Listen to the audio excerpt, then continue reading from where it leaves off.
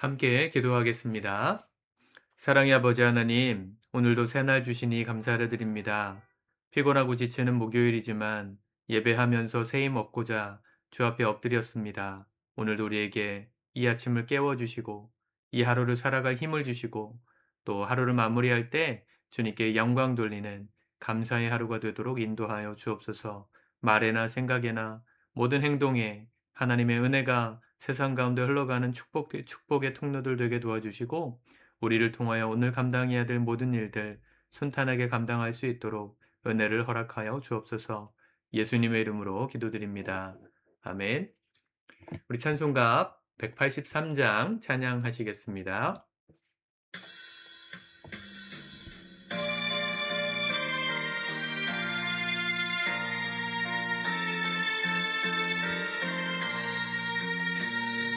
빈들의 마른 풀같이 시들은 나의 영혼 주님이 약속한 성령 간절히 기다리네 가물어 메마른 땅에 단비를 내리시듯 성령의 단비를 부어 새 생명 주옵소서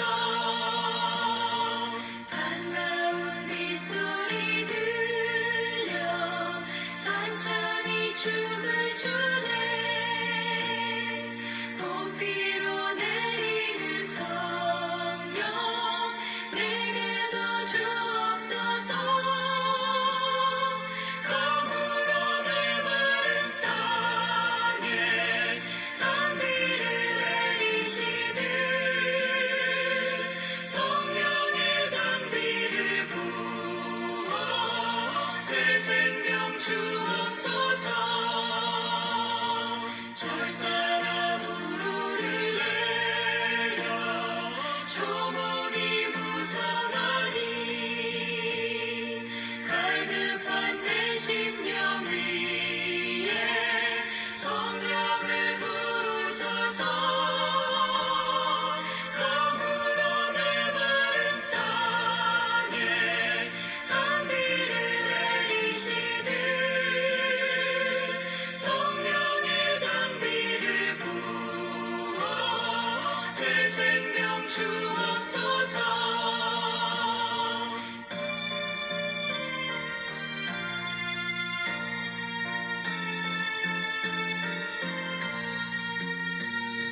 참되신 사랑의 언약 어길 수 있사오랴 오늘의 흡족한 은혜 주실 줄 믿습니다 가물어 메마른 땅에 단비를 내리시듯 성령의 단비를 부어 새 생명 주옵소서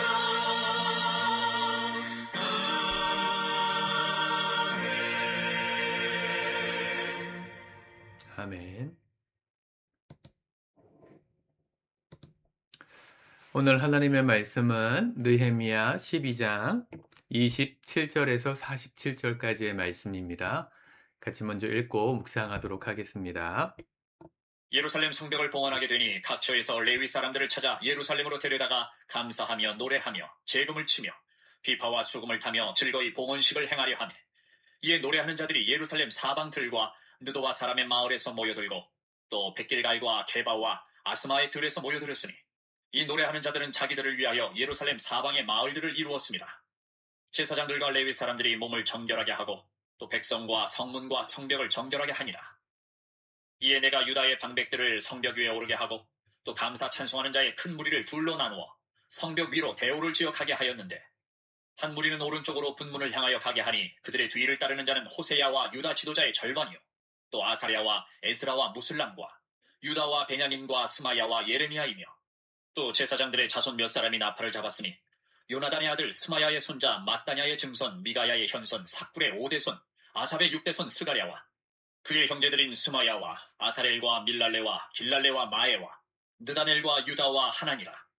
다 하나님의 사람 다윗의 악기를 잡았고 학사 에스라가 앞서서 샘문으로 전진하여 성벽으로 올라가는 곳에 이르러 다윗성의 층계로 올라가서 다윗의 궁 윗길에서 동쪽으로 향하여 수문에 이르렀고 감사 찬송하는 다른 무리는 왼쪽으로 행진하는데 내가 백성의 절반과 더불어 그 뒤를 따라 성벽 위로 가서 화덕 망대 윗길로 성벽 넓은 곳에 이르고 에브라임 문 위로 옛문과 어문과 하나넬 망대와 함메아 망대를 지나 양문에 이르러 감옥문에 멈춤에 이에 감사 찬송하는 두 무리가 하나님의 전에 섰고 또 나와 민장의 절반도 함께 하였고 제사장 엘리야김과 마아세야와 미냐민과 미가야와 엘료에네와 스가랴와 하나냐는 다 나팔을 잡았고 또 마아세야와 스마야와 엘르아살과 우시와 여호하난과 말기야와 엘람과 에셀이 함께 있으며 노래하는 자는 크게 찬송하였는데 그 감독은 예스라히야라. 이날에 무리가 큰 제사를 드리고 심히 즐거워하였으니 이는 하나님이 크게 즐거워하게 하셨습니다. 부녀와 어린아이도 즐거워하였으므로 예루살렘이 즐거워하는 소리가 멀리 들렸느니라. 그날에 사람을 세워 곡간을 맡기고 제사장들과 레위 사람들에게 돌릴 것, 곧 율법에 정한 대로 거제물과 처음 익은 것과 11조를 모든 성읍밭에서 거두어 이 곡간에 쌓게 하였느니 이는 유다 사람이 섬기는 제사장들과 레위 사람들로 말미암아 즐거워하기 때문이라. 그들은 하나님을 섬기는 일과 결례의 일을 힘썼으며 노래하는 자들과 문지기들도 그러하여 모두 다윗과 그의 아들 솔로몬의 명령을 따라 행하였으니 옛적 다윗과 아삽의 때에는 노래하는 자의 지도자가 있어서 하나님께 찬송하는 노래와 감사하는 노래를 하였음이며 수르바벨 때와 느헤미야 때에는 온 이스라엘이 노래하는 자들과 문지기들에게 날마다 쓸 몫을 주되 그들이 성별한 것을 레위 사람들에게 주고 레위 사람들은 그것을 또 성별하여 아론 자손에게 주었느니라. 아멘. 오늘 같은 말씀도 어제와 마찬가지로 역사의 기록에 가까운 말씀인데요. 예루살렘 성전 안으로 들어감에 있어서 사람들이 어떻게 예배했는가, 특별히 오늘식으로 따지면 어떻게 찬양하고 이 봉헌, 이 성전까지 올라갔는가를 볼 수 있는 그런 그림 같은 장면입니다. 예루살렘 성벽이 다 완공되고 느헤미야가 감사의 예배를 드릴 때 어제 보았던 우리 그 레위 지파 중에 이 찬양하는 자들, 노래하는 자들을 구별되게 세워서 두 무리로 양쪽 둥글게 되어 있는 성에서 양쪽으로 이렇게 쭉 한 바퀴를 돌고 다시 만나게 하는, 찬양하면서 그렇게 행진하는, 성벽을 따라 돌아다니는 그런 퍼레이드가 있었다, 이렇게 이야기하는 것이죠. 여기 보면 지금 오른쪽으로 갔던 사람들, 31절에 보면 한 무리는 31절 하반절에 한 무리는 오른쪽으로 분문을 향하여 가게 하니, 이 사람들이 어디를 지나갑니까? 이 사람들이 쭉 지나가다가 37절 샘문으로 전진하여 성벽으로 올라가는 곳에 이르러 다윗의 성 층계로 올라가서 다윗의 궁 윗길에 동쪽으로 향하여 수문에 이르러. 그렇죠? 그리고 반대쪽에서는 또 한 무리가 그렇게 감사 찬양하면서 올라오고, 여기 샘문이라고 하는 곳이 여러분들 신약 시대 때 아시는 실로암 연못이 있었던 그런 곳이었습니다. 이스라엘의 성전에 들어감에 있어서 자신들을 정결케 하는데 물로 자기를 깨끗하게 씻었거든요. 그 게이트가, 그 수문이 이 실로암 성문이었어요.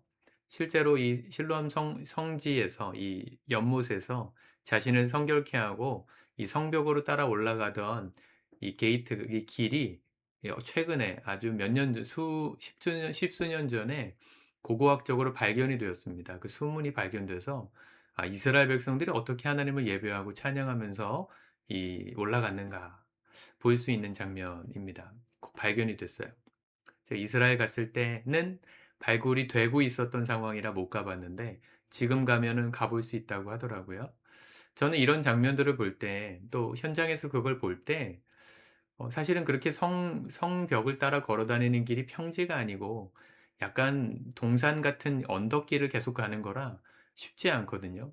그런데도 사람들의 마음에는 하나님께 예배하고 찬양함에 있어서 기쁨이 있었다라는, 그게 참 감동이었습니다. 42절에 보면 노래하는 자는 크게 찬송하였는데, 자, 43절 그날의 무리가 큰 제사를 드리고 심히 즐거워하였으니 이는 하나님이 크게 즐거워하게 하셨습니다.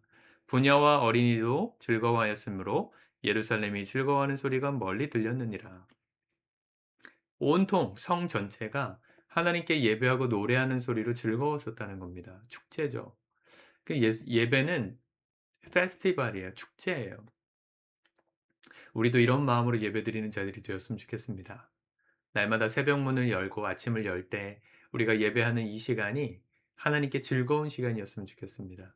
주님께만 즐거운 게 아니라 주님이 기뻐하시는 그 기쁨이 우리에게 임하여 우리도 기뻐하는 즐거움의 예배가 되기를 소망합니다. 주일에 드려지는 예배도 그렇고 금요 기도회도 그렇고 이 날마다 드리는 새벽 말씀 묵상도 여러분들에게 즐거움이 되실 때 그때 우리의 삶의 신앙의 중심이 회복되는 겁니다. 성벽이 회복됐다는 것은 이 하나님을 믿는 신앙이 견고해졌다는 것이고 안전해졌다는 영적인 의미입니다. 이 느헤미야가 이걸 했어요. 회파된 성벽의 무너짐을 듣고 울면서 안락했던 자신의 화려했던 자리를 박차고 예루살렘으로 와서 그 성벽 공사를 완공하고 즐겁게 예배하던 그들의 마음에 얼마나 큰 감격이 있었을까. 오늘 우리가 그 감격을 좀 회복했으면 좋겠습니다. 피곤하고 지치는 일상인데 맨날 눌려 계시지 마세요. 돌아보면 우리를 괴롭게 하는 일들이 참 많죠.